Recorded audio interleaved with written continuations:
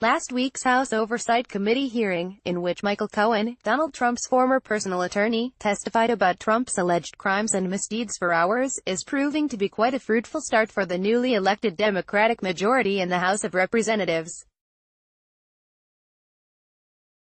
Using that testimony, as well as information gathered by journalists and other investigators, as a starting point, House Democrats sent out more than 80 letters on Monday to various figures in Trump's orbit demanding documents and threatening subpoenas if they weren't turned over. The article first appeared in Salon. On Wednesday, Cohen showed up for a closed-door meeting with the House Intelligence Committee with 3 suitcases of what was presumably evidence. Committee Chair Adam Schiff, D. Califf, confirmed that Cohen brought documents for review and told reporters that Cohen was fully cooperative with the committee during the 8-hour meeting. Things are getting tougher for Trump's propaganda troops, who primarily work through Fox News but are also fanned out as talking heads through the rest of the media. The Trumpian defense strategy, flowing from the president's own eagerness to characterize any form of investigation as presidential harassment, has been to characterize the whole thing as a baseless fishing expedition. Concerned troll Howard Kurtz, writing at Fox News, warns that Democrats are defining themselves as the party of investigation, and claims this is a technical error that plays into President Trump's hands. What? If Trump is so thrilled by all this, why did he spend 2 hours raving incoherently in a puddle of flop sweat during his CPAC appearance on Saturday? He did not seem possessed of the calm confidence of a man who has got this.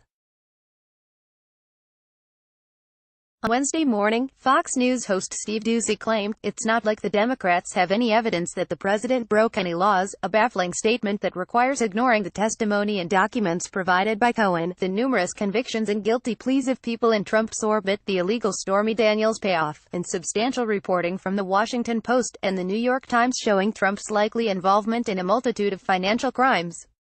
On Wednesday evening, Sean Hannity went all out in painting Trump as a victim of overreach, calling the investigations a perjury trap, and warning Democrats that they are now headed down a dangerous path. Yeah, but dangerous for whom? Democrats should not be fooled by Fox News' recently discovered concern for the party's political future. In reality, the only reason these employees for Trump's favorite propaganda network are trotting this line out is because they are afraid what these investigations will do to Trump and the Republicans, not the ways they might hypothetically damage Democrats.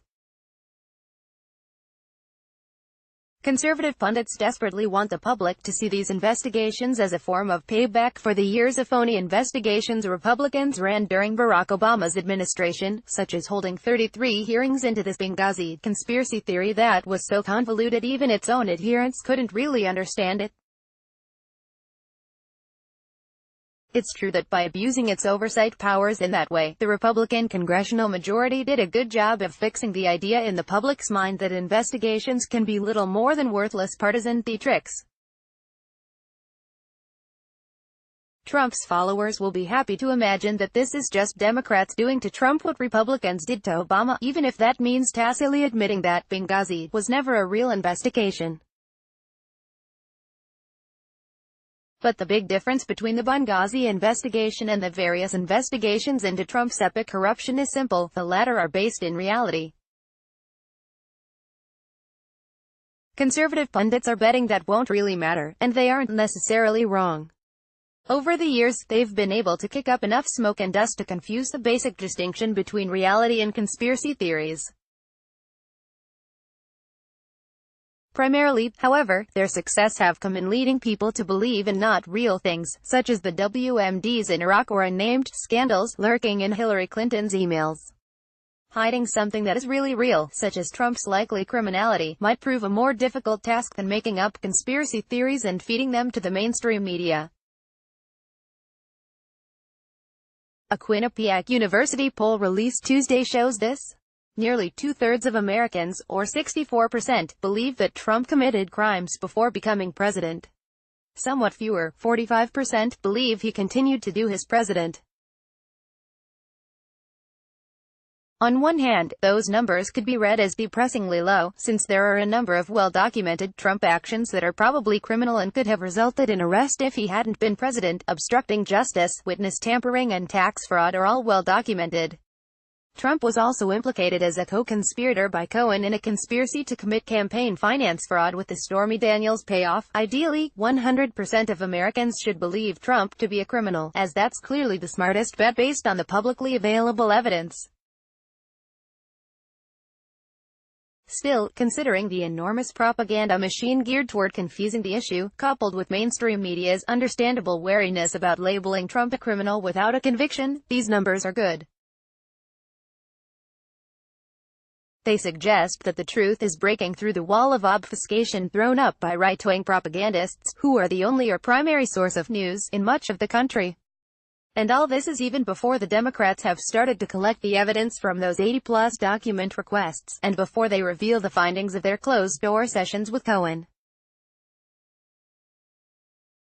Of course, it's also before any version of the Mueller report has come out. There's every reason to believe that much more information will be coming.